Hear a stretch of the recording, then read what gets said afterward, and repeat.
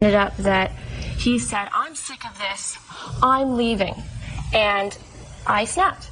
Your Honor, I was very upset because we have this agreement to be living together and he's trying to bail on me. So I said, "I will help you move out." And I took his things and I went like that, and the rock he was referring to, an angel that were important to him. When were you and Elizabeth dating? January. Of what year? Was it 2003? Elizabeth, when? It was in March of 2003. And there was a time that you lived together. Would you tell me when that was? After dating there, we actually both moved to Michigan, where I went to school at, and Mr. McManus wasn't too happy there. Oh, this is a whole saga here. When did you live together, Mr. Leal? Oh, I moved down, and that was in January, I believe. 2004? Yes. Now, you didn't have a car. No. You were sharing a car with Elizabeth? Yes. You wanted your own car, and you approached your parents. Mm-hmm. And they agreed to give you how much money? They gave me about $3,900. Go ahead. I found a car that was well decently priced for $4,900. You saw a car for $4,900. Mm-hmm. All you had was $3,900. Mm-hmm. So what did you do, Gilbert? I didn't really think twice about it. At the time, I didn't really find anything that was working with $3,900. Life is very short. Right. And I have a lot of work to do. Right. So, you have $3,900. Mm-hmm. The car you want is $4,900. Mm-hmm. What did you do? Well, we were living together, like you already know. At the time, me and Elizabeth kind of briefly discussed it a little bit, but it still wasn't anything, too serious. So her dad approached me with helping me. Gilbert, at some point you had to call Mr. McManus and say, "I have $3,900. The car I want is $4,900. Can you help me out?" So, I don't want to put words in your mouth. That's not what I do. How did the McManuses find out that the car you sought exceeded your bank account? Through Elizabeth. Did you discuss with your parents the fact that his eyes were bigger than his stomach? Yes, Your Honor, and there was a... Just a second. Okay. So he told you, and you went to your parents. Uh-huh. He also spoke to my parents. Just a second. Who went there first, Elizabeth? Me. Okay. And what did you say to mother and or father? I told them that Gil had backed my car into someone else's car in a Taco Bell parking lot and took off paint that he said he was going to pay for, and that the whole car situation wasn't working out, and he needs a car so he can get to work and I can do my thing. Can you... That's what you told your parents? Yes. Can you what? Can you help him out by giving him a loan? Who did you discuss it with, your father or your mother? My mom. What did your mother say? We had offered to loan Gil the money well before he found the car. And then they moved down here. And he found the car, and then Elizabeth called and said, he can really use that help of that loan that you had offered him, because the car that he wants is $5,000, and his parents was able to give him $3,500. And so we gave Gil a loan for $1,500. That was in February of 2004? Yes. And when did you break up? March 14th, 2004. So, a couple of weeks later. Right? But there was a second loan. What was the second loan about?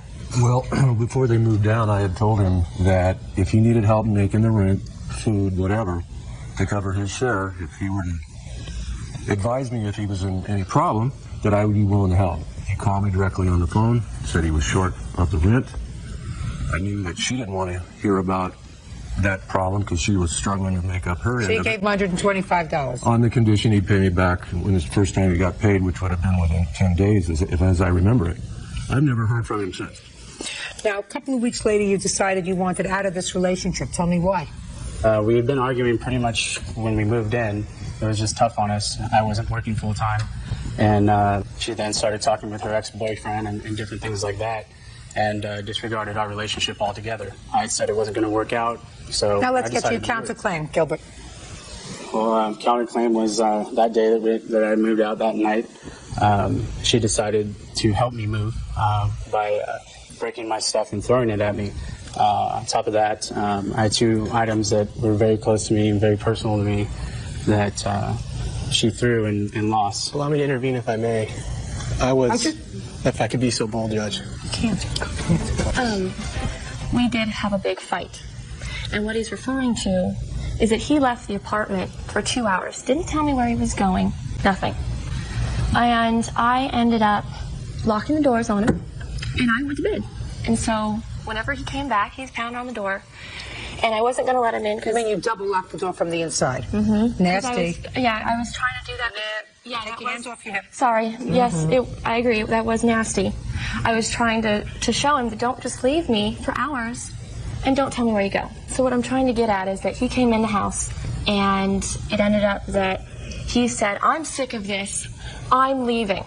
And I snapped. Your Honor, I was very upset because we have this agreement to be living together and he's trying to bail on me.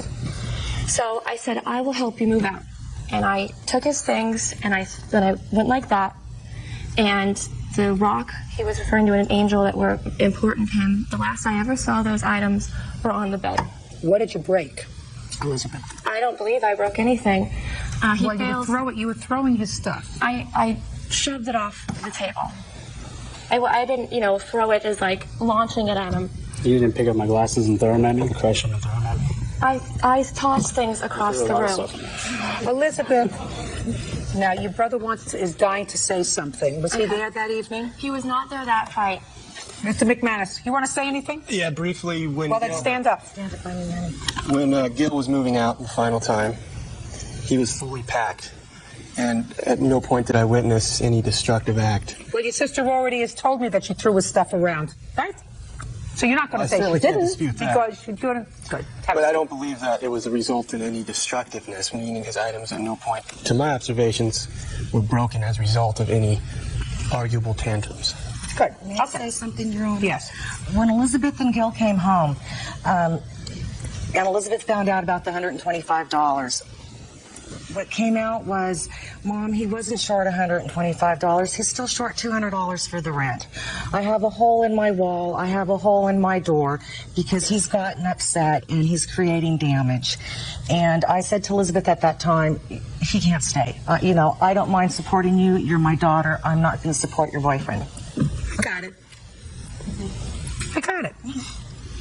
One of the problems is your husband, behind his daughter's back, had a conversation with Gilbert. He was well-meaning, but he said to Gilbert, look, so you're going to be short. If you're short, you let me know because I'll help you out. I can understand why Elizabeth was annoyed because he's supposed to be taking care of business and he wasn't taking care of business. Right, Elizabeth? Yes, and... All right. But I'm going to tell you something that you said to me was really kind of stupid. And that is, if he decided to move out because you weren't getting along, why you lost your temper, I don't know. I would have thrown him a party. Not thrown his things. I would have thrown him a party. And you really had no right to lock him out of the apartment because, irrespective of where he got the money, he was paying rent. Now, Gilbert, your parents love you? Yes. Is that why they were helping you with your money? Yes. Mr. McManus doesn't love you.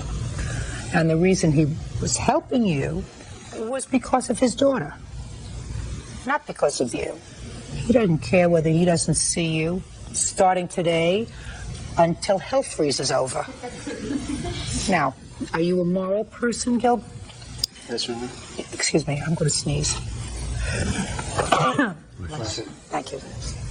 You see, now, if I was superstitious, I would say, when you sneeze after you say something, it's because you're telling the truth. So Mr. McManus really doesn't care whether he sees you from today until hell freezes over. Elizabeth McManus and her parents, Rich and Manon McManus, claim Elizabeth's ex-boyfriend, Gilbert Layell, owes for a loan to buy a car and unpaid rent. Are you working now, Gilbert? Yes, ma'am.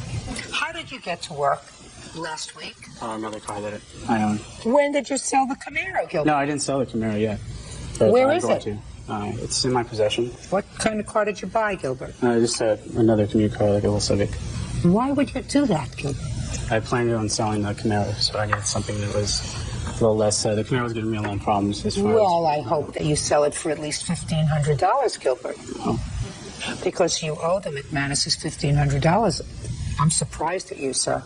I'm really surprised that you committed yourself to another car that you purchased and paid for while still having the old one and didn't have the good judgment and the moral compass to say, these people were nice to me, and I'm going to see to it that they get their money back. The $125 for rent, sir, that's your problem. Put your hand down. That's your problem. You offered, he accepted, he gave him $125. Don't do it again. Judgment for the plaintiff in the amount of $1,500, which is the amount of money that you loaned him for the car. Now, as far as your personal property is concerned, Gilbert, you have photographs of the personal property that she destroyed? No, I don't. You have bills and receipts for the personal property she destroyed? No. I can't help you, sir. Thank you. That's all. Counterclaims dismissed. What is our excuse? You may step out.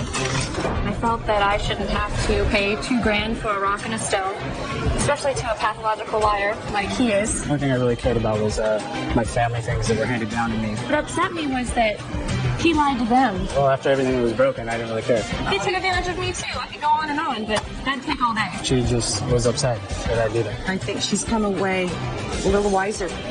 Alright, this case is chaotic, but if we are being honest, the relationship was already falling apart long before the courtroom. From the beginning, the warning signs were everywhere. Financial pressure, moving in together too quickly, depending heavily on partner, and most importantly, almost no real communication. That combination rarely ends well. The truth is both people made mistakes, just not the same ones. Let's start with Gilbert. You are an adult when your parents give you $3,900 and her parents loan you another $1,500 to help you buy a car. That money comes with responsibility. It's not free. It's not optional. It's an obligation. What really raised eyebrow was his decision to buy another car later while still owing that money. That's not uncomfortable timing. That's poor judgment.